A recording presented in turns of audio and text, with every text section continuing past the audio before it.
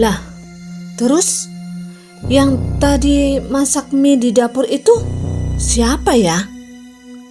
Ya Tuhan, sumpah ini nih serem banget.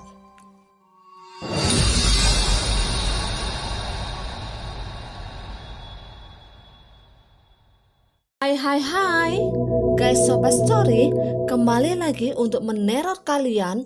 Dan kalau kalian belum subscribe ke channel ini, jangan lupa ya untuk klik tombol subscribe-nya di bawah ini. Terutama untuk kalian para pecinta horor.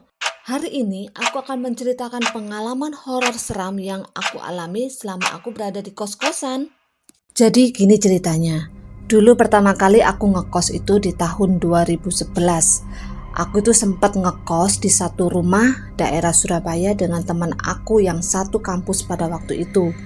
Di kosan itu ada 5 kamar yang berada di bawah dan 2 kamar lagi yang berada di atas. Nah, di sini nih aku yang terbiasa di rumah selalu ramai.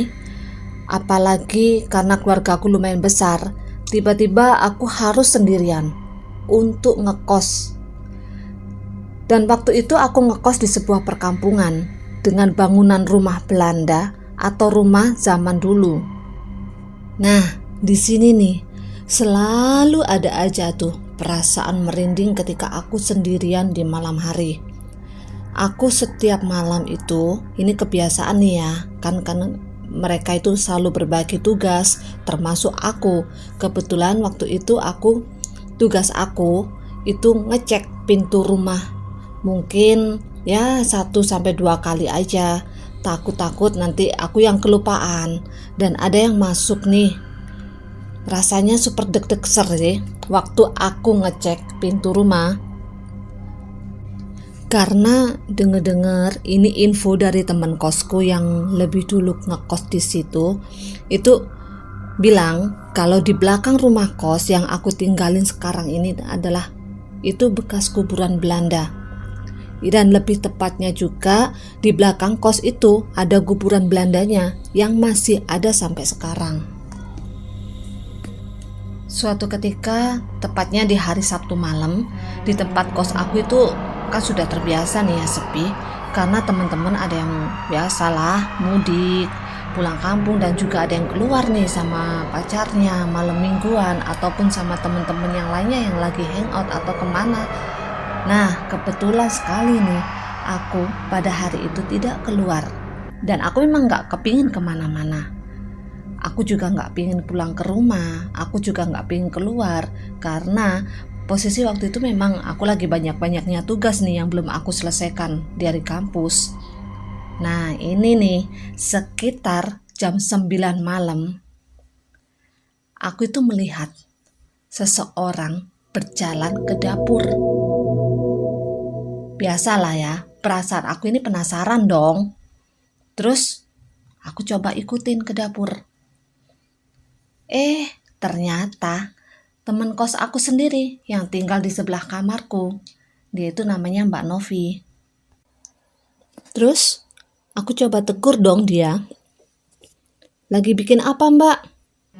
Tapi Mbak Novi diam aja sih waktu itu. Gak bales teguran dari aku sama sekali. Coba deh aku tegur sekali lagi, mungkin nih ya Mbak Novinya ini gak denger kali ya. Aku tanya lagi, Mbak, lagi ngapain sih Mbak? Mbak Novi bikin apa? Tetep dong, itu kejadian sampai 3 kali aku ngomong, tanya itu 3 kali. Tapi tetep gak ada balasan satupun dari Mbak Novi untuk jawab teguranku. Nah, di situ aku lihat nih, ternyata Mbak Novi lagi bikin mie instan. Ya udah deh ya, karena aku itu kepingin yang namanya jiwa-jiwa ingin nemenin. Ya udah, aku bilang nih sama Mbak Novi, Mbak, aku temenin ya. Aku juga jadi pingin nih Mbak. Aku ngomong kayak gitu ke Mbak Novi. Terus Mbak tungguin ya, aku mau keluar dulu sebentar buat beli mie instan. Nah, keluar nih aku dari dapur. Tapi dalam hati kecilku kok tumben ya si Mbak Novi ini diem aja. Oh ya sudahlah, aku nggak pikir panjang lah. Mungkin nih Mbak Novinya lagi bad mood atau gimana kali ya. Terus aku habis beli mie instan, aku balik dong ke kos-kosan. Aku bawa mie nih. Terus aku ke dapur.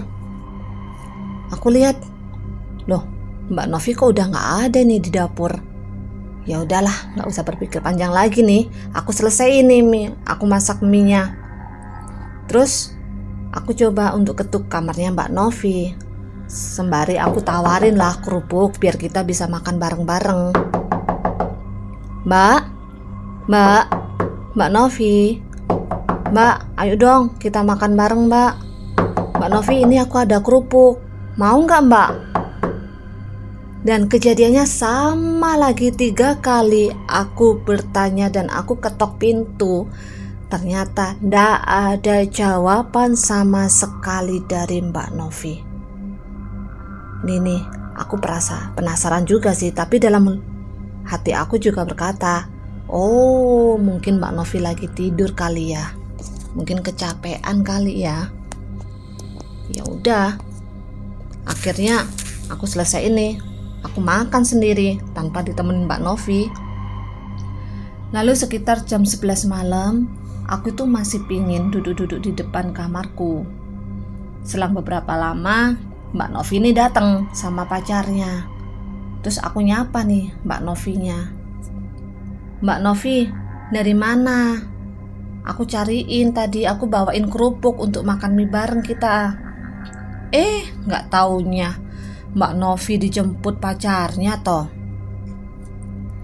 Terus Mbak Novi ini bilang, iya nih, aku tadi dijemput sama Mas Udin di terminal bus Bungur Asih. Aku tadi pagi disuruh pulang sama mama, ada keperluan soalnya.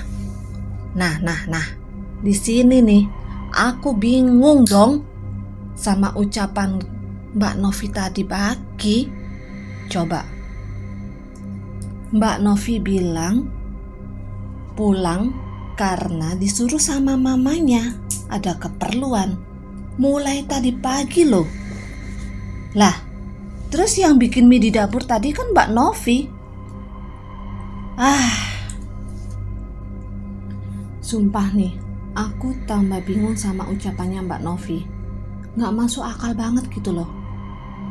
Aku coba nih untuk meyakinkan Mbak Novi bahwa yang aku lihat tadi itu emang bener-bener Mbak Novi. Mbak, yang bener Mbak. Bener nggak sih Mbak, yang tadi di dapur itu kan Mbak Novi yang masak mie. Kan emang aku mau nemenin tuh sama Mbak Novi. Terus bilang Mbak Novi nih, ada-ada aja kamu. Nggak mungkin lah, aku tadi pagi itu udah disuruh mama aku pulang. Mbak Novi ini berusaha untuk meyakinkan aku juga dong. Mbak Novi bilang kalau sekitar jam 9 Mbak Novi itu baru balik dari Malang menuju ke Surabaya. Nah, sampai di Surabaya itu sekitar jam 10:30 dijemput sama pacarnya, namanya Mas Udin tadi. Nah, di situ jam 11 baru nyampe kos-kosan. Terus yang di dapur tadi itu siapa? Nah, bingung kan? Merinding nih. Nggak mungkin kejadiannya itu dalam waktu Mbak Novi pulang di Malang, sedangkan aku di sini itu mulai dari jam 8 Mbak Novi itu ada di sini dan kita itu masak bareng. Kira-kira siapa ya? Semakin nih aku penasaran nih. Mbak Novi ini sempat ngeledek loh. Hayo, yang kamu lihat tadi siapa? Waduh, ketika Mbak Novi bilang kayak gitu aja, udah merinding banget nih badan aku. Nggak lama-lama deh, nggak berpikir panjang lagi, langsung aku lari, aku masuk ke kamar, nutupin seluruh badan aku dengan selimut. Oke guys, gimana cerita pengalaman dari aku pribadi tadi? Ada yang pernah ngalamin hal yang sama nggak? Atau kalian punya pengalaman yang lebih menyeramkan? Jangan lupa komen dan tulis ya pengalaman kalian. Nanti aku bakal ceritakan di channel Soba Story. Dan terima kasih ya untuk kalian semuanya yang telah menonton dan mendukung channel ini. Jangan lupa untuk selalu tetap subscribe karena aku nggak sabar untuk ketemu kalian lagi minggu depan. Bye. Jangan lupa, jangan tidur malam-malam ya, karena akan ada yang memperhatikanmu.